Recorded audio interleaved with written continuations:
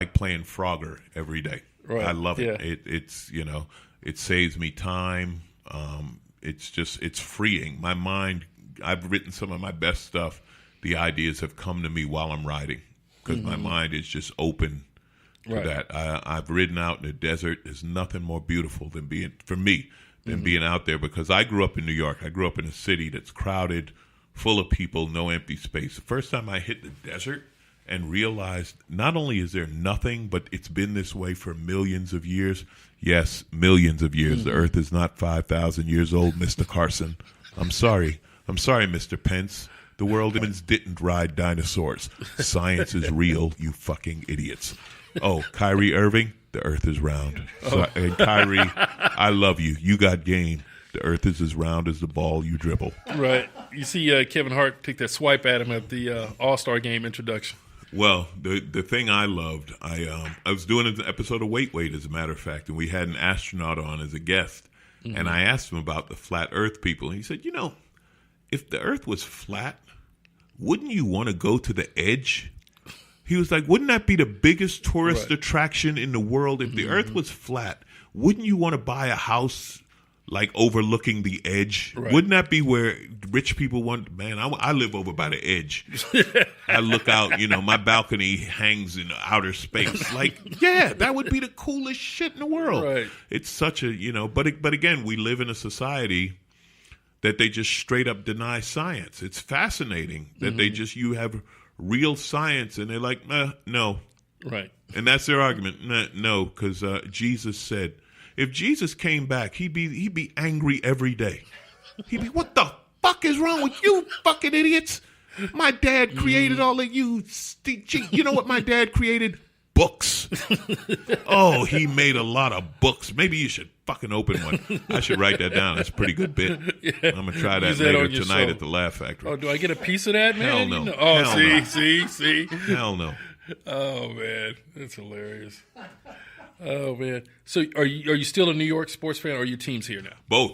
Okay. Who you like? So I'm a big Clipper fan. That's my number one team. Oh, here we go. No, this was the thing with the Clippers. Now, I was a Clipper fan back in the 80s, okay so shut up. I with Benoit Benjamin, when Danny Manning was the best player they had, when the Clippers were truly a horrible team. Right. We used to go to Clipper games because they were the cheapest thing in the world. You go to Clipper game for $5. When the Raiders were here, a lot of people don't know this. If you had tickets to a Raider game, the Clippers played at the Sports Arena, which was at the same complex as the Coliseum. Right. A Raider ticket stub and $5 got you a ticket to a Clipper game. Do you understand that? $5. And there'd be scalpers, and we'd be like, how are you making any money? Right. I just bought a ticket for $5. But it was fun because you couldn't get into Laker games. I wasn't making any big money back then. Right. Showtime was big money. I went to a few Laker games, and I sat in the back of the 300 section up at the top. You know, like Robin Harris said, I sat where the concession man was like, you got to come down here. I remember sitting behind a pillar at a Laker game, having to look around because our tickets were so expensive that we had to sit way up at the top. But at a Clipper game, everybody sat in the 100s, Right. So, but I loved them. And then, and the other thing, the Clippers were always the little brother, the team that tried harder. You know what I mean? And sometimes they were just funny to watch. Yeah. The Clippers used to advertise the other team. Right. Come watch Karl Malone beat the Clippers. Come watch Charles Barkley beat the Clippers. Literally, they would advertise, come watch so-and-so against the Clippers. So, but then, when the Blake Griffin era started, who is not my favorite player by any means. He's gone now, so you don't have to worry about that. But they became good, and it still became fun because it was still like, this is the team that's about the game. Showtime is about the event. Right. I enjoyed Magic's Lakers. I loved Showtime. You couldn't not love Magic and Kareem, and I've gotten to meet and work with James Worthy a couple of times, and it's fan. They say don't meet your heroes. He's as cool a guy as you would have hoped he would be. And I liked Shaq when he was with the Lakers. I was never a Kobe fan. Respect him. Right. But anyway, so I was a Clipper fan and a Knicks fan because I grew up with the Knicks. So I was at a game. I was wearing the Clippers playing the Knicks. I had on a Knicks T-shirt and a Clippers jacket. And my boys were like, pick a team. They were like, right now, who you going to go with? So I became a Clipper fan. But I'm still a New York Mets fan. I grew up with the Mets. Okay, I was going to ask you Yankees or Mets. Love the Mets. Mets first. Once the Mets are eliminated, then I become a Yankee fan, which is usually May. Right. And I tell people the Mets prepared me to be a Clipper fan. Right, You learn about disappointment as a Met fan. You learn about having the best team on paper that goes nowhere, Mm-hmm. So I'm not. Football, I am pretty much done with the NFL. I was a Jet fan. Mm-hmm. First time I gave up on the Jets was when they signed Tebow. And I said, look, if you're not serious, I'm not serious. And then when Mike Pence was in the owner's box, I was like, yeah, we're done. But the NFL, I kind of like it. I mean, I love the Cowboys, the Aikman, Irvin, right. Emmitt Smith Cowboys were fun. As a kid, I liked the Roger Staubach Cowboys. But honestly, with football, it got so bad with the abusing women and the crime in the league and it's criminals, and it just wasn't fun. Just wasn't fun. And now you had the whole Kaepernick issue and the treatment of the players, and so I can watch a football game, but I can't sit here and tell you I'm a football fan. You know, I like Formula One car racing. The greatest drivers in the world. That's an amazing sport. What was that commercial with Emerson Fittipaldi on it now? Yeah. Jackie Stewart. Yeah. And and I like MotoGP, motorcycle racing. Mm-hmm. These are sports that are niche sports. Racing is a niche sport, but I like it because I'm into that culture. Yeah, I don't see a whole lot of brothers getting involved. Actually, and see, here's what's funny. The greatest driver in the world is black. His name's Lewis Hamilton. He's a Formula One world champion. Mm-hmm. And now you got a guy named Bubba Wallace, who is a black NASCAR driver. Right, I just saw it. He came in second in the Daytona 500. Mm-hmm. I am not a NASCAR guy. I respect him and what he's doing, but because he's got a long road he's racing around a bunch of Confederate flags. So God bless him. I'm tired of that. I'm tired of someone having to be the first black blank. It's 2018.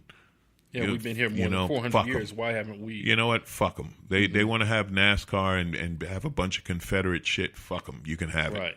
Right. Why should we have to work to join your bullshit? That's my view on that. I respect Bubba Wallace, and God bless him, and I hope he kicks a lot of ass, but I can't give them $1 of my money. Mm-hmm. Yeah, because that's the one sport that it's blatantly racist. Hockey, we have a few people now. There's actually quite a few black hockey players, and some of like Patrick Waugh was black. They just never mentioned it. One of the greatest goalies in history. They just didn't talk about it. And I met a guy named Ryan Reeves, and he played for the St. Louis Blues, and now he plays for Pittsburgh. It's about black hockey players, and he was at the event, and he came up. He's like, "I'm a black hockey player," and I was like, "Why didn't you identify yourself?" But I learned, watching him and watching the game and learning something about the game. You know why there are not a lot of black hockey players? Because black people don't get to ice skate. Right. Where, you need money to be a hockey player. Right. You got to have ice, unless you grow up in Canada where there's ice around all the time. To them, it's like pickup basketball. Sure. But no, hockey, I mean, there's an element of racism. Yeah, there's some old racists in hockey, but it's not the same as NASCAR where it's part of the culture. Right. Well, that's the difference. It's hatred. Yeah, I think with hockey it's more, we're not used to having you around. Right, and up in Boston, some racist cities like Boston and stuff, you're going to run into it. In Washington recently, they were yelling at a black hockey player. They were chanting basketball, basketball, basketball. And you know what they did? They threw those guys out, and they banned them from the arena. And in NASCAR, they would never do that. No. They might hand a microphone. Yeah. All right. So do you have a family? Are you married to? No, I'm single. I'm as I once heard Louis Black say, "I'm married to this shit." And I never identified so much with a line from a comic. Yeah, I'm married to this. It's what I love. Mm-hmm. I spend all my time doing it and traveling. Young comics, within the past 10 years, I've become, 6-7 years, I become the old guy. And young guys come to me for advice. And I say, if you can get married, if you can have a kid, do it, because it's something real in a business that doesn't have much real. Right. Now, I'm not saying drop 15 kids in 12 cities. Right. Corey Holcomb. But fuck, I love Corey. I love Corey. He's so funny, man. Such a great guy. But anyway, so if you have the chance to grab on something real, I tell them, because a lot of this business is fleeting and fake and whatever, and the family's real. Steve White told me, he said, man, find a woman with good insurance. and marry her. Yeah, man. It's funny. I mean, the business that you're in is to make people laugh and make jokes and that kind of thing. But the comedians that I have met and that I have known are very astute, very genuine people. And it seems like you take what you see in the real world, the sadness of it, and the foolishness that's out there, and you turn it around. Well, that's always been our job. I mean, I have tattoos of jesters, right? Because I love the jester, because the jester was the only one who could speak truth to power, but he had to be funny. He could say anything he wanted to the king, but if it wasn't funny, they'd chop his head off. So you think the Apollo's tough. Right. But that's what comics do, or we take the edge off a horrible situation, like a school shooting or a whatever. We find something to ease the collective conscience. We're very observant people. Most of us are very smart people. Our minds work quick. And I tell people the only thing I'm serious about is comedy. The other side of being funny, there's a lot of depression, there's a lot of seriousness. Mm-hmm. When Robin Williams died or committed suicide, there were all these comics talking about, oh yeah, I suffer from depression, and I was like, fuck, we all do. Mm-hmm. But you wouldn't trade it to not be funny. Right. So shut up. Stop fucking whining. Because if a psychologist said, okay, I can do away with your depression, but you won't be funny anymore, I don't know one real comic that would make that trade. Yeah, it would have to be a tough trade. I mean, you just wouldn't do it. You wouldn't wait. I'm not going to be funny anymore. Right? No, I'm not giving that up. So you deal with the depression on different levels. Mm-hmm. It's a shame when Rich Jenny was funny, a master of this shit, and blew his brains out at 50. Mm-hmm. And I was very aware of that because I understood that. I tell people, sadly, I'm never surprised when you tell me a comic commits suicide. Mm-hmm. Never surprises me. We have our issues and we have our demons, but we're intelligent. We're quick. We love each other. Right. Because you're doing something that I couldn't get up in front of a room full of people, and like down here at the Laugh Factory, the Improv or whatever, and take rejection. If you have a bad night, I don't know how I could take that, or a heckler. You do something that just takes an incredible amount of courage. I never thought of it that way, and then recently I heard Chris Rock talking about it, and he said, we do something is different than dunking a basketball or whatever, and he said, wherever there's a microphone, they want me to talk. And I was like, wow, that's true. Mm-hmm. Yeah, anytime there's a microphone, they want one of us to talk. That's a big deal, and I work with jazz musicians a lot.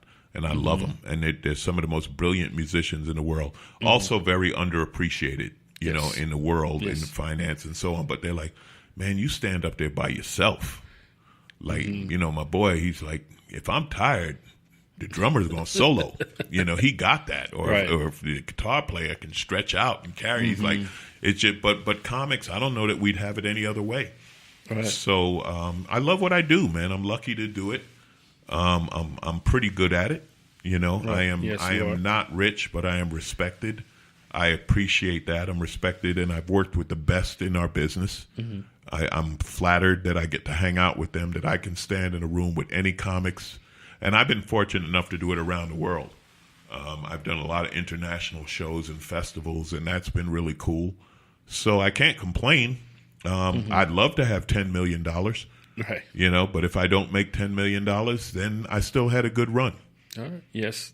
And you've entertained a lot of us. Yeah, that's the big gift, man. You get people thanking you. I've had military people say, man, thank God you came here. You broke up our, day-to-day thing. I've had people who were like, I was going through a depression because of, loss of life or, whatever, loss of job. On your USO tours, yeah. You broke that. What's going on? One of the biggest things I ever got, I did a show in Florida, and I was making fun of this old guy about being married for a long time and blah, blah, blah. And 6 or 8 months later, I got an email from this woman, and she says, you remember this show when you were making, she said, yeah, that was my dad. He was dying. Oh, my God. And you made him laugh. And we hadn't seen him laugh in a year. And you're like, you know how humbling that is as a comic to get that thank you? And you're like, wow. Say, you know what? And I was just making fun of an old guy.